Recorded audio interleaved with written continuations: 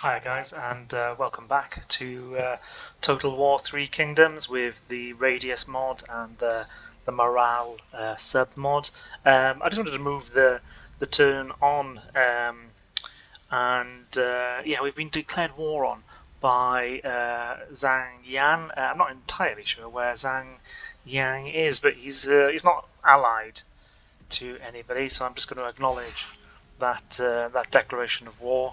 Before pressing enter, I did just move my second army up a bit so that we've got some options next turn. So yeah, let's just acknowledge these.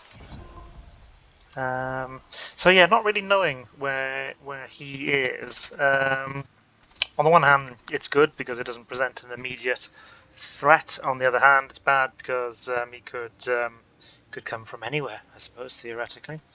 But anyway, let's see what our options are. Well, really, what I want to be doing is pressing on this offensive, taking advantage of that decisive battle. That I had still criticising myself a little bit about the way I handled some of the choices, left the artillery a bit exposed, and the fight on the flanks was a bit messy. But ultimately, I got away with those mistakes because I'd set things up on the strategic level, so in our favour. So yeah, that's the great thing about these games, which mix both the tactical battles and the strategic layer. So I'm going to just move this army up and see if we can scout a bit more. Nothing there. I thought there was another army lurking. So what's the garrison like? Garrison, some archers, infantry. Our second army is the army of Yang Gang is pretty well reinforced. Some of the cavalry units are a bit depleted, but let's use him to go and take that town. We can't demand surrender, unfortunately. So let's get into this battle.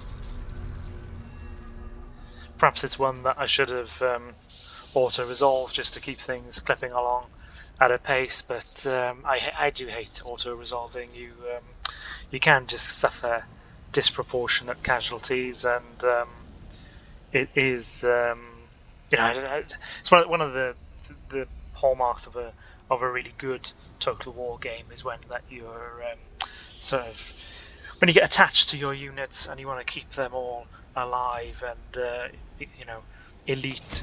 I'm not saying that is the case in this Total War. I think for me, the jury's very much out on Three Kingdoms. I only bought it in the Steam winter sale, so I haven't been playing it long at all, really, and I haven't got any of the DLCs or anything like that yet.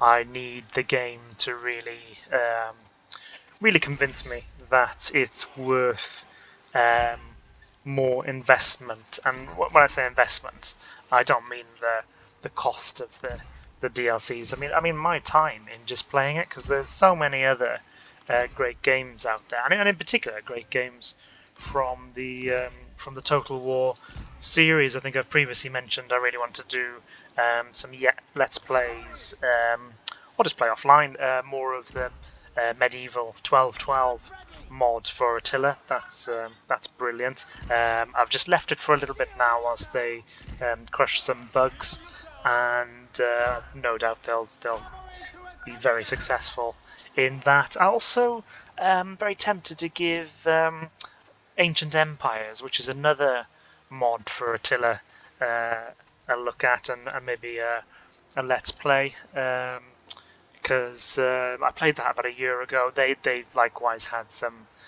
bugs that needed to be addressed, and I think they've been getting on with that. So I might have a look as to how successful they've been. Right, let's use our archers now with their fire ability to take care of these towers. There is obviously a chance that they may sally forth because of our artillery. So what I'll do is I'll move up my main battle line just to give the archers somewhere to run to if there is an issue. Now these guys, just a little bit worried these guys might suffer some friendly fire if they walk in front of the bolt throwers. They might get catapulted with the bolt into the town. So let's just stop that just for a moment. Let the infantry move past. And we'll bring up these infantry ready for the assault. Cavalry. Yeah, so they've got a barricade built here. Is this... I think this bridge will be navigable though. So perhaps we can whip around and take out those archers with our cavalry. What's the tower range? Let's keep them out of the tower range just for now. Okay, so we've got the enemy towers ablaze. And let's just reorganize those archers because I want them on enemy archer killing duty. So advance those guys a bit to get them out of the way, and then clear these guys to fire at will again. Let's bring up the crossbowmen, move forward our heroes, and let's get this infantry moving into the town just to start to pin enemy units. Sort of blobbing up over here, maybe rethinking their strategy. Perhaps they're seeing that being more concentrated now is a better, provides better protection for them rather than the towers which have been burnt to the ground. So let's move our archers forward. Yeah, let's bring forward the artillery just in case they are going to stay blobbed up there. We can cause some heavy casualties through missile units, and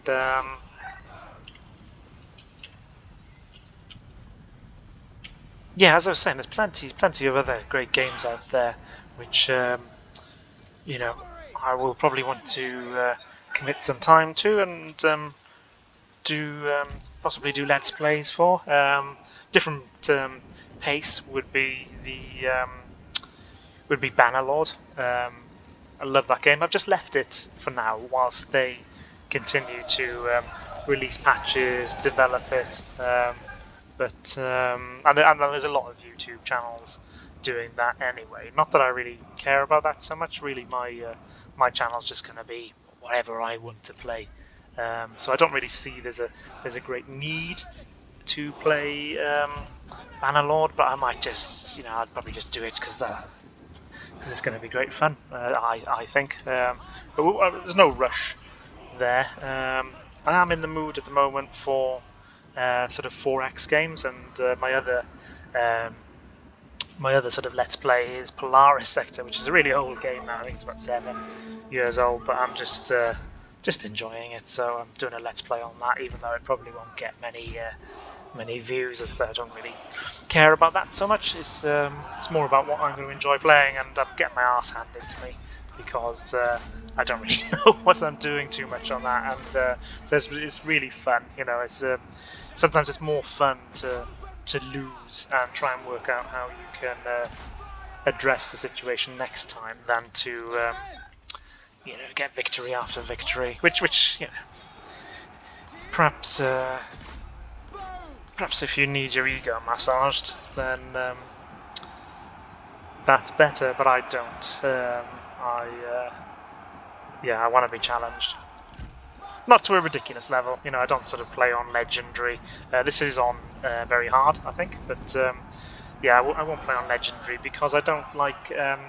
It becomes very gamey then.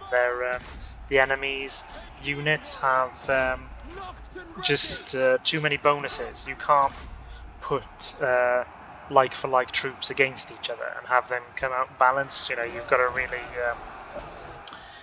Their inferior units can sometimes be better than your units. I don't like that.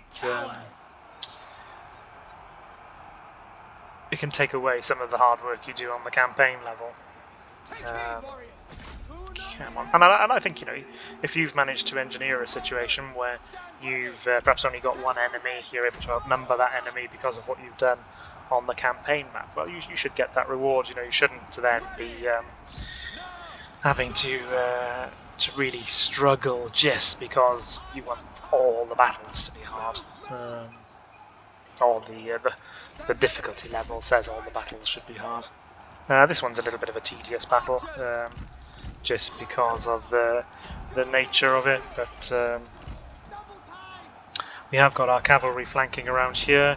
They are over the bridge taking care of these archers, so I was worried that these archers using the barricade might inflict a load of casualties on us, but that is not the case. Yeah, let's get in there, see if we can get these guys to break. Let's go to cinematic mode and watch the charge.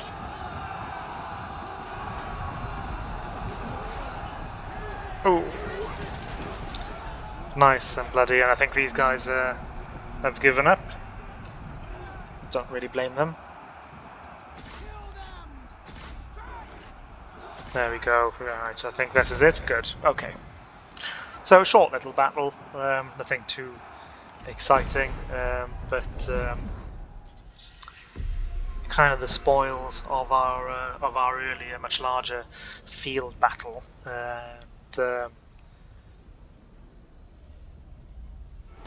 Let's see what our casualties were. I don't think they were very high at all.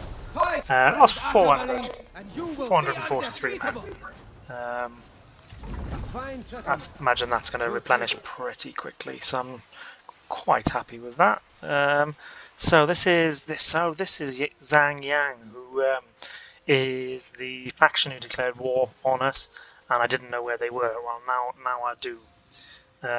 So Li Yu. Let's have a look at the diplomacy, because I'm pretty sure that Zhang Yang was he's not in any sort of faction or coalition.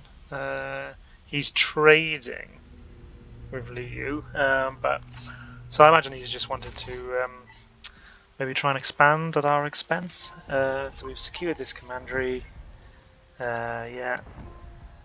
Okay, so what are our build options? Okay, so we're already upgrading those tribal horse breeders. I'm okay with that. What shall we do? What's our options down here?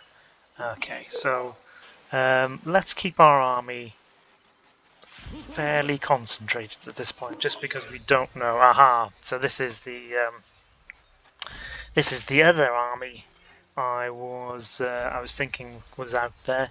So that's quite a force, and yeah, I wonder what Zhang has got over here. We could be outnumbered between the two factions, so we'll have to be a little bit cautious. I am just going to point out that I've got 20k in my treasury, which if I lost one of these armies, I am limited to 2 armies, but if I lost one of them, I could very quickly reconstitute it. I mean, I might lose a territory or two whilst doing that, but yeah, that's and I've got 4,700 a turn coming in, and look, we'll stick with it for now. I'm just on the strategic layer, not feeling the economic challenge, and I'm reluctant to say it, but actually vanilla might be better on the monetary side, just in terms of economic challenge. I mean, look, I've only just really got into this. I haven't played hours and hours and hours, so I haven't play tested it to destruction by any means. I'm just giving my observations at this point. Hero's Aid. Okay, so a chance to gain an ancillary, and some ranks gained, and we did get an ancillary. So we've got a builder. Looks more like a bodybuilder than a construction builder. But anyway, okay, that's not too exciting. Character developments, and so yeah, we've built up that military structure, and yeah. So,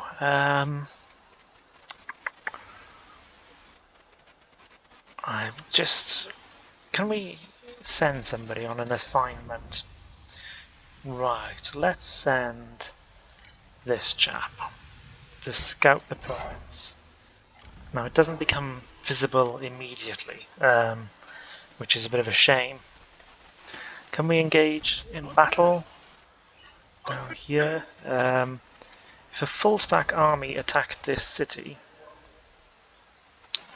could I hold them off? Ooh, no, probably not a full stack. And I imagine he can get through the trees and over here next turn, probably.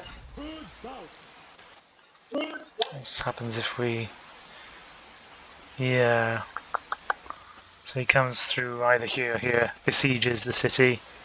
If I want to go south or over here, there are roads, so we can engage him this turn. I'm just wanting to know if I can engage him with both my armies and so outnumber him 2 to 1. Let's just have a look at the upgrades for this guy. Zeal or understanding. Let's go with Zeal because he's in the army. He's going to have a frontline role.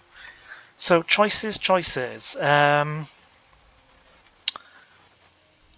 I think that basically splitting our forces is a bad idea, and if we lose die, then we can always retake it, provided our armies are intact.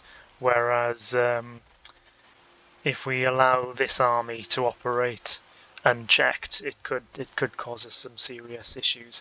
So how far can our second army get to? So you can get to...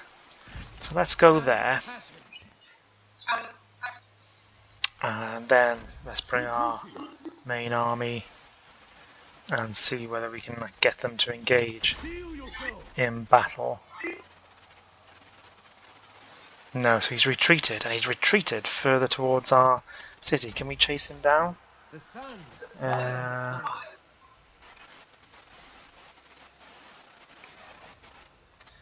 So let's move him as close as we can. And no, we can't. That's a bit annoying. But at least there's walls in this city, so if he sieges it, he's got 2 armies at his back. So I'd be surprised if he's daft enough to do that. Let us upgrade the marketplace. So have we got commerce income? We do. So that's the horse exchange. Okay, so we'll upgrade the mail post. And yeah, nothing else to do on the economic front at the moment. Let's advance the turn then and see what our 2 enemies do.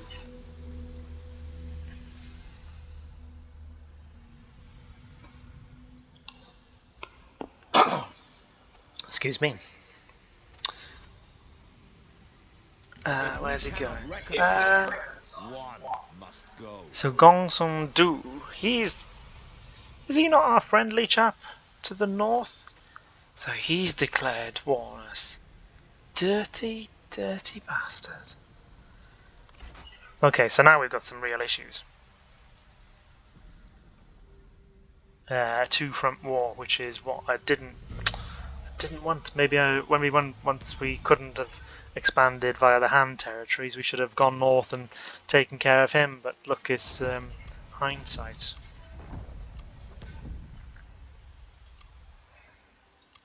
So let's get rid of all those diplomacies, buildings. Okay, yeah, we've got that horse breeder. Now then, let's see. So Zhang Yang, I've now got visibility at least over this territory, so that was worth doing. So there isn't, well, as far as I can see, and I don't know whether they'd be covered by the forest, but it doesn't look like there's a load of forces ready to charge across the border here. But we do have Liu He. What I'm thinking is Gongsun Du is likely to go on the offensive immediately. Ultimately, he's waited until now to strike, probably because he knows we're engaged with two separate enemies.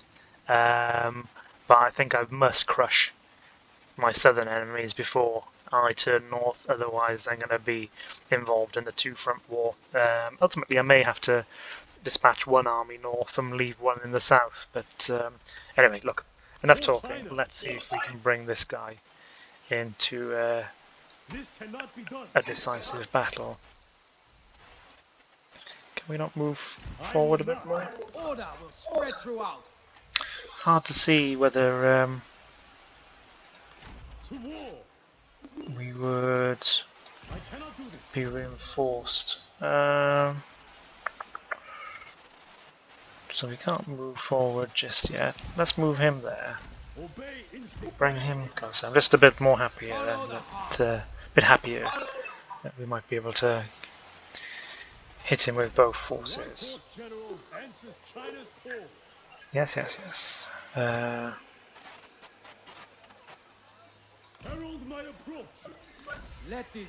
So we may not get our second army. We would definitely get the garrison from this city. The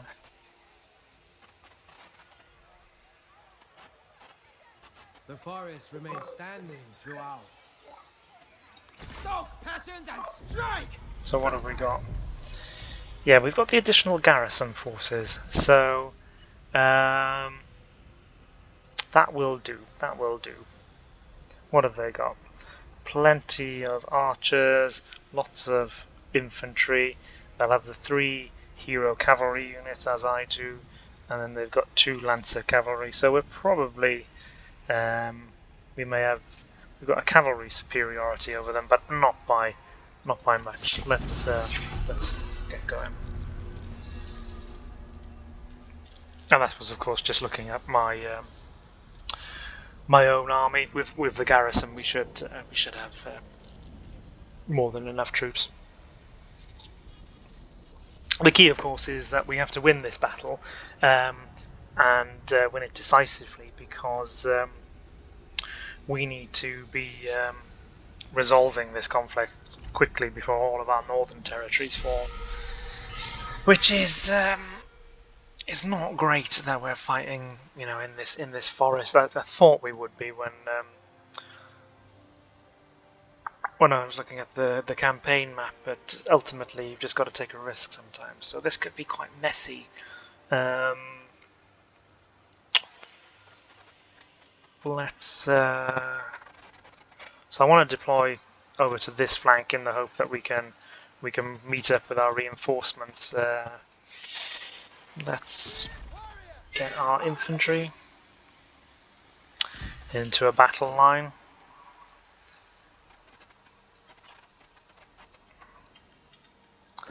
Archers, crossbows. We'll put them in front. Get the artillery. We'll bring the artillery over here, and cavalry. And I have heavily on my right flank.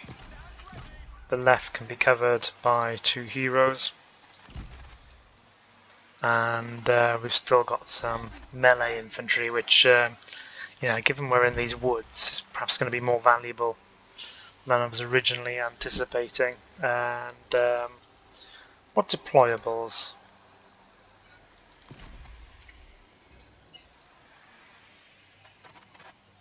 Yeah, let's need to be careful with our cavalry, but let's just let's deploy some stakes on this side. The tower. Yeah, I'm just going to get in the way of the artillery if we put it that side. Let's anchor our flank with the tower there, and I'm just a little bit worried that the oil might set fire to the rest of the forest. So we'll put the oil there, but it may not. Certainly not a central linchpin of my strategy. Now I am obviously on the offensive here. I'm just Our conscious that reinforcements have last arrived. time they attacked me, which was the right thing for them to do because my army was divided, and they may be trying to do the same thing again here.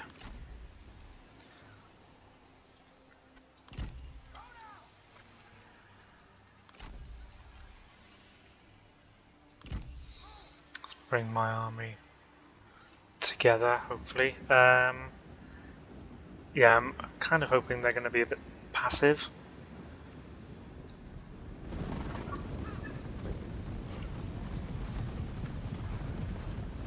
They're all in one long, well, whether it's a line or a column, I suppose depends on the direction of travel. If they're all facing us, then it's a line. If they're all marching in one direction, it would be a big long column. But I think it's basically a very extended battle line. Cavalry on the flank there, archers in the middle.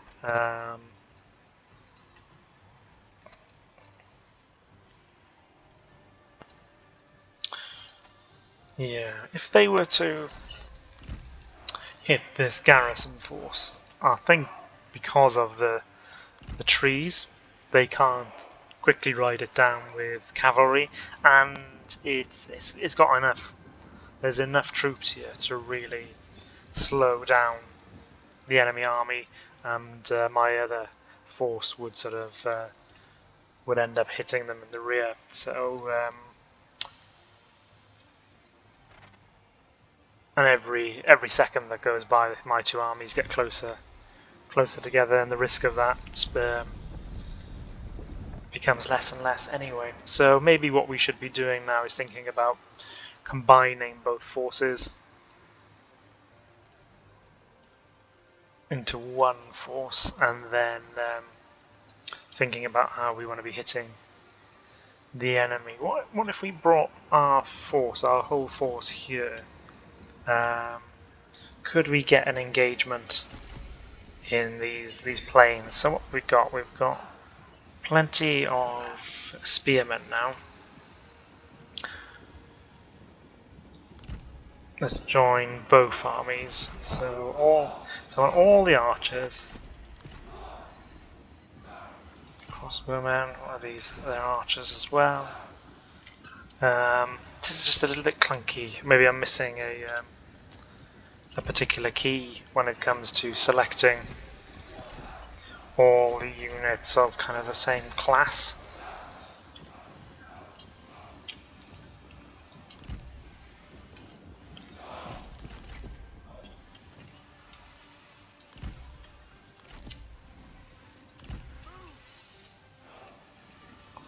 The time has come.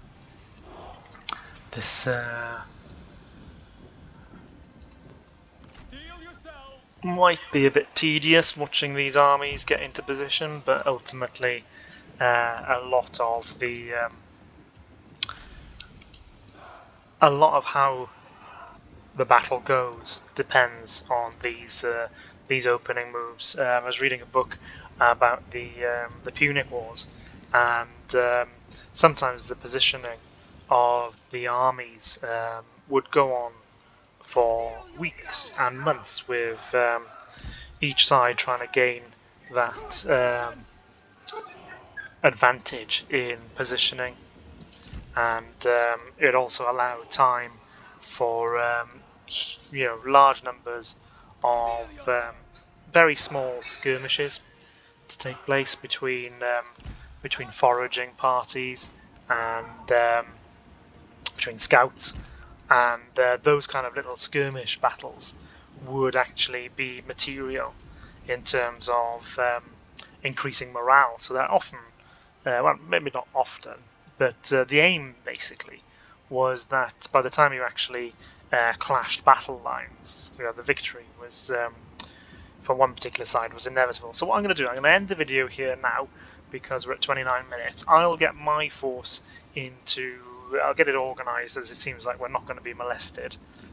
He seems to be content to be passive, and I'll restart the video once things get a little bit more interesting.